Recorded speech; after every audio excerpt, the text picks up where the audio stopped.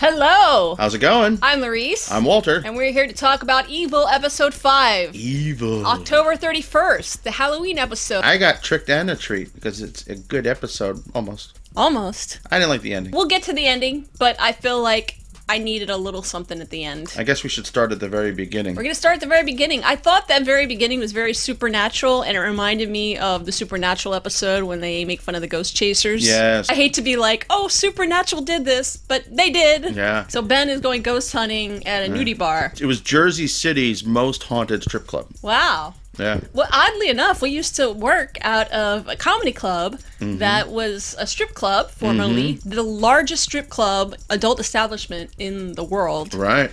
And apparently it was haunted, too. Remember they filmed an episode of something like that? They did. I don't know if it ever aired or They had not. some ghost team come in. Yeah. And apparently, you know, like pimps and strippers and that whole world can be very up and up. So it's just Gotham ghosts. Gotham ghosts. So we like Vanessa. Vanessa's cool. Vanessa. Vanessa's a potential love interest for Ben. Way to go, Ben. Ooh, Ben. Yeah, skeptics unite. I ship it. Vanessa? Vanessa. Yeah. Hashtag Vanessa. We have 3 different things happening in the intro. A whole lot happening. We have the exorcism, we have this ghost hunt, and we have the kids, and then we have Grandma. So I guess it's 4 different things. There's 4 different elements Because Grandma is off doing her own thing. Okay, what if Grandma and Leland is creeping me out? Cheryl. I'm not shipping Cheryl Leland. Sherland. Sherland is bad. Yeah. So we have Leland macking on Grandma here. Making out with Grandma. Grandma's enjoying it. Grandma enjoyed the demon. The kids think Grandma's drunk.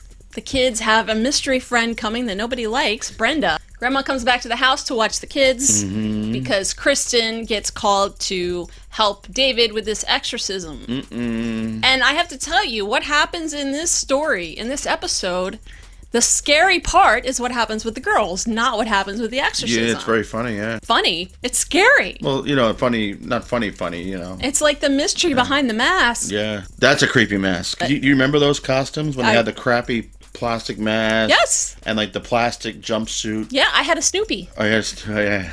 My Snoopy. Yeah, But they mine were was scary. cute. Snoopy's cute. That thing was scary. So the girls have their mystery friend Brenda coming over.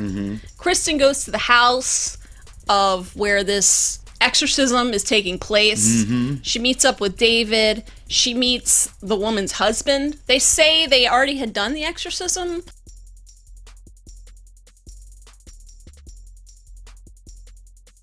Well, they're 4 days into it.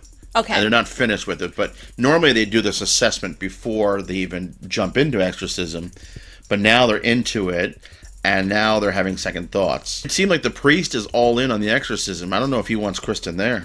I think that maybe he thinks that she's going to get in the way and interfere and try and debunk whatever they're doing, which she's been hired to do. Right. She's like their Scully. Why would you hire and pay someone if you don't want them to actually come in and offer their skeptical side? Right. That's the whole point of her being there. Her job is to be the balance. Exactly. Right. But it seems like in this episode they didn't want to hear it. No, and David at times very much so. David? Yeah. I felt like everyone's blinded by their side of the story. Before it goes to the opening credit roll, we don't really actually see the exorcism going on, so we don't know what's happening behind that door. But to me, it's not that scary because I've already seen The Exorcist and a whole bunch of exorcism type TV shows, including The Exorcist TV show where it was similar. What we have not seen before is the Blues Brothers exorcism. They cannot look the demon in the eye? Is that why? Well, eye is the window to the soul, so maybe when you make eye contact with somebody possessed, the demon can hop into you. And they can't see through these sunglasses? I don't know. It seems like a flawed theory. Yeah, I don't know about these sunglasses. Yeah. Maybe they can't see your eyes, but they're demons. They can, like, travel through walls and do things like that. I think it's in the Bible. You have to wear Blues Brothers glasses when you perform exorcism. After the opening credits, we're taken to Kristen's house where the girls are telling scary stories. Grandma brings in this young lady with a mask on, and her name is Brenda. It's a little spooky.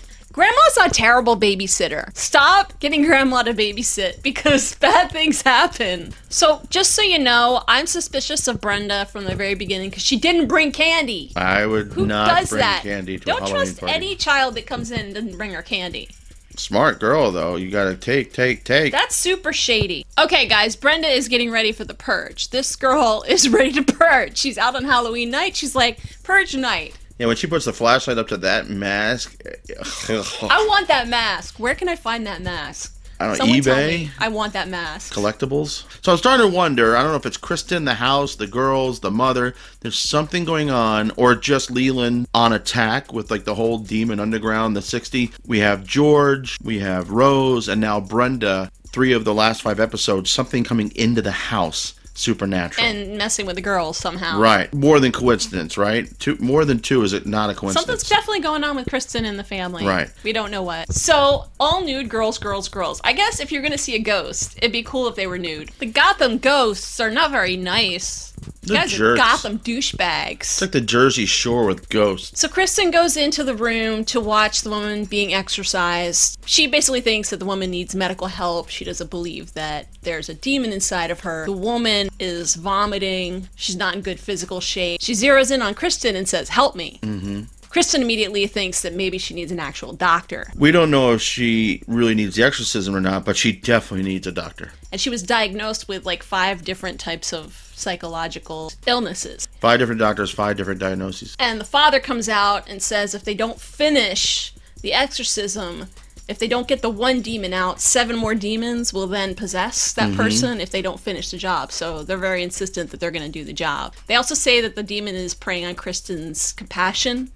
So the demon zeroed in on her and manipulated her the minute she came in the room. So this is the first time that David and Kristen really kind of start to butt heads a little bit, arguing their side. And David is pretty certain that it's a demonic possession. Kristen is pretty certain that the woman needs medical attention, so she calls a psychiatrist. Meanwhile, Mom, Grandma Cheryl, is checking out Leland Towson. Cyber stalking. She Googled him. What else came up in search results? Now, if you look Leland Towson profile, it says yourrl.com. So it's kind of looks like a Twitter account or maybe like a Facebook. Portrait and biographical album of Washtenaw County. Joshua G. Leland, the father of Mrs. Towson. So maybe this is a relative.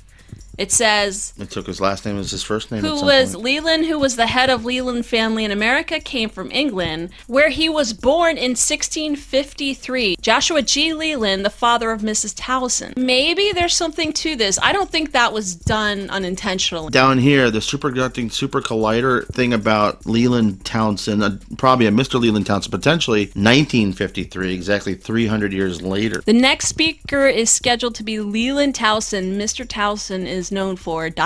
Or there's other Leland Townsends out there, but why would they give us these 2 specifically? I think that's definitely... I think it's a clue. And they're exactly 300 years apart. Yeah, it's definitely a clue. Ooh, that's a good cat. Meanwhile, the girls discover the hole. How long has this hole been there? How deep is this hole? How long has it been there? How is it that you have not addressed this hole when you have 4 kids in the house that could crawl in, get lost, get stuck, fall? Rats could come in. If you have a hole like that in your basement, I guarantee rats will come in. Mice, rats, and other creatures. Sandworms. This Brenda is trying to peer pressure them into doing bad things. Brenda asked, "You want to see something even scarier than the hole in the basement?" So is that a direct callback to the Twilight Zone movie? This right here is a callback to The Exorcism. That's very much The Exorcist. Oh, you with the same hat, too. The same hat. That Oh, right the bag there. and everything. Yep. Wow. The psychiatrist is here. Yay! Kurt. Meanwhile, Ben is busy with Vanessa, talking about skepticism. At the strip club. And they actually see this figure, which is being projected by the team. It's got vapors. And they would have gotten away with it if it wasn't for Ben and his meddling kids. Literally, they're stuck in an episode of Scooby-Doo. You never saw Scooby and Shaggy go into a strip club, though. Vanessa is not in on the Scooby-Doo prank. You know, I wonder, are these guys believers or they pretend to be believers to sell their crap? They're trying to get hits. Yeah. If you go ghost hunting and you never see anything, then no one's going to watch your channel or your show. You have to show something. Shows where they go looking for paranormal things but they never find anything are very unsatisfying. No poop. You want a paranormal poop? Well, Bigfoot poop would be, you could actually do a DNA sample. Okay, so cut back to this exorcism taking place. We now have the psychiatrist in there, along with David, the priest, Kristen, I think the husband, a few of the others. And she zeroes in on David at this point. Now, we don't know if it's the demon or the woman, but she tells David that his visions are of hell, not heaven. The 3 stars that he's seeing are of hell. Now, have we heard about the 3 stars before? We've only seen what he saw when he was tripping on acid or the mushrooms. Right, I think we saw the 3 stars. We did? I think we've seen part of his visions before. We've seen him looking at, like, what looks like angels. She does say something that seems personal to David about his visions. Like, how would she even know about his visions?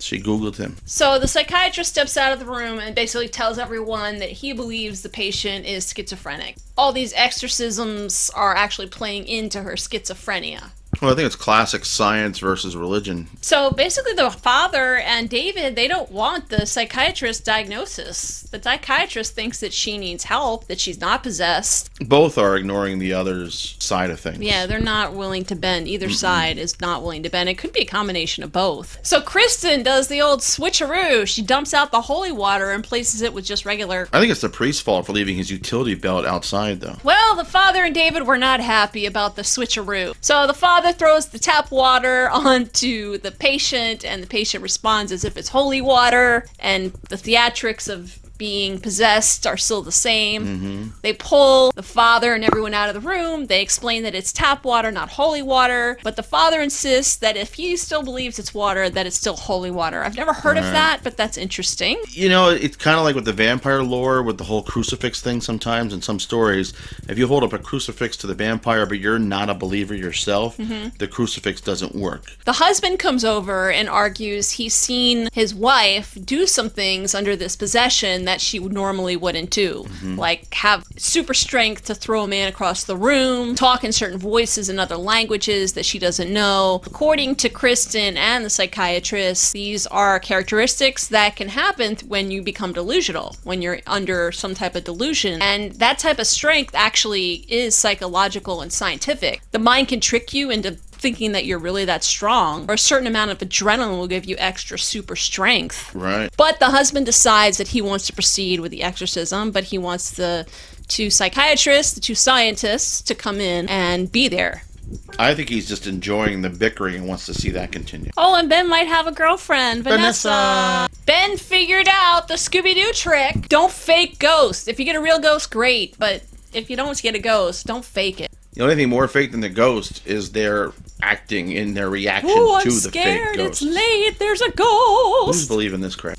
Meanwhile, Grandma is playing strip digital poker with Leland. We got a 4 of a kind here. Oh gosh, Cheryl, no. Take it all off. Don't play strip poker with the demon from 1885, 1653. 1653. You peel back those layers, you don't know what you're going to find. Leland is intentionally trying to distract Grandma so that that creepy little girl can go and bother the kids. Who is the creepy girl? Is she a ghost? Is she some just neighborhood prankster? Is she one of the 60?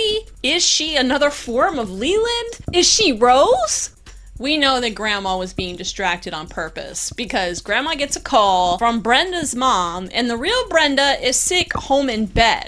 So that means that someone else is in the mask hanging out with her grandkids. Grandma, you're so distracted by Snaky Leland. Grandma shouldn't be babysitting. Meanwhile, not Brenda, fake Brenda, mystery Brenda, whatever that thing is, took the girls to the graveyard. Field trip. You're not allowed to be walking in the graveyard late at night anyways. There are gates and things and security. You can't just go in there. I got a question. So I've tried.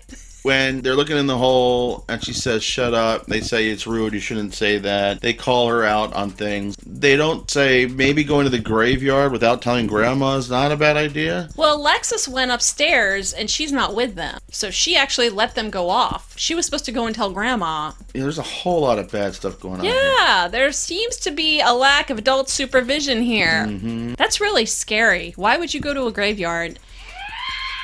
Oh no, they toilet papered the house? Maybe because they didn't have any candy and they had the note on the door that said no candy? Oh. That's why. She's foaming at the mouth. She's lashing out. The psychiatrist wants to sedate her. No, she won't be sedated. They want to keep performing this exorcism. She says in Latin, the unclean spirits came out entering the swine in the herd number of 60. There were 60 pigs. There were 60 pigs. That's a lot of bacon. So the pigs are here now, and they're going to cause great suffering. And there's 60 of them. The demon tells Kristen and her daughters will be buried. How does the demon know this stuff if she's not possessed? How does she know about the daughters? So maybe not Brenda and Rose, and maybe even George. Are they all members of the 60? Leland? So, of course, this alarms Kristen because you don't want to hear that your kids will be buried. So she calls her mom. Mom says they've gone to the graveyard and Brenda's not really Brenda. So this sends Kristen running out to check on the girl. I missed this the first time we watched it. Your girls would be buried, and next thing you know, one of the girls is in the grave. Yeah. Of all the girls, it's the younger one that has the heart problem, right? Yeah. So going to the bottom of a grave in a graveyard. No. No. I don't even want to be down there when I'm dead. I want to be burned. I don't want to be at the cemetery at all. So the priest steps out from this exorcism and tells David to take over. Why? This Getting is too much for the priest? You know, sometimes the second string quarterback can win the Super Bowl. They all leave the room. Yeah, so wait a minute. You have all these people. The priest needs all these people holding her down. When you leave her alone with David, it's okay. She's fine. She's still tied up, though. What I'm saying, it's okay to leave David alone with this thing. The priest's like, I'm leaving. You're good on your own. David says to the demon or the woman who's possessed, we see the same vision. So this tomb, David tells the woman who's possessed these stars will protect her and the tomb. So is this Jesus' tomb? It looks very, it's either Jesus or Lazarus or something along those lines. The demon tells David he's in danger. He is coming. David says to the woman, then tell the demon to leave her. Leave her alone. It appears that the demon has been cast out and Caroline is back. So David steps out. The light explodes, he looks up, and he sees the 3 stars. A little symbolism there. We also see a psychiatrist looking a bit surprised by all of this. He seems to maybe have some doubts about what he believed before. But David does look a little bit stressed, too. So Brenda finally tells the girls the rest of the story, and that's this burned girl could not show her face on any other night except for Halloween, because on Halloween night she could wear her creepy mask. And everything was going well until she took off her mask and showed her face. And then we get a close-up on her face as she's about to reveal the Phantom of the Opera, the Phantom of not Brenda, and we don't get to see it. That's a little bit of a letdown. That was a letdown. I would have loved to see the mask, like, from her back. Don't show us the face, but show the girl's reaction, not just hear the scream. Yeah. I really liked everything about the episode except for this part. So did the girls actually see her? I think they saw her. They're really scared. Well, that's an interesting shot. Where's Brenda? Well, she's left her mask and left. This was a mean trick, Brenda, even if you are deformed. Oh, and the mask blew away because the mask is cheap from 1982. Here goes the evidence. It's a full moon, of course. I thought this was actually kind of cute. We see the girl walking around and scaring other trick-or-treaters. Yeah, that's pretty funny. With a regular face, but we never see her face. It's such a tease. I know. I like the actress. Yeah, and then you have that final shot with the moon and her laughing, walking away, a little evil laugh. I was expecting her to fade away into this mist or something. That would have been really cool. Yeah. But you know what? If they did that, that would answer the question. Was she real? That she wasn't real. And as far as we can tell, she's real. She's a real girl that went to the house pretending to be Brenda, played a trick on all the girls, and was really burned by her parents. Or maybe that's part of the story. Maybe she was burned as a child. It was an accident. And she tells the story. Is she still alive? Or is she a real girl? If she is a real girl, where are her parents now? Because if they did burn her, they would be locked up. Where are her guardians? How many years has she been coming out on Halloween looking the same age? I almost wonder if this is based on an actual legend story. The not Brenda, the parents lighting the fire. If that's not my kid, then who's there? Or that person died 2 years ago. Right. I really like the way the show is going. A lot of people are unhappy with the open endings and not tying it nicely in a little bow, but I actually think it gives us more to talk about, so I'm happy about that. It raises more questions, and I hope that they do give us answers little by little. It's not just all questions.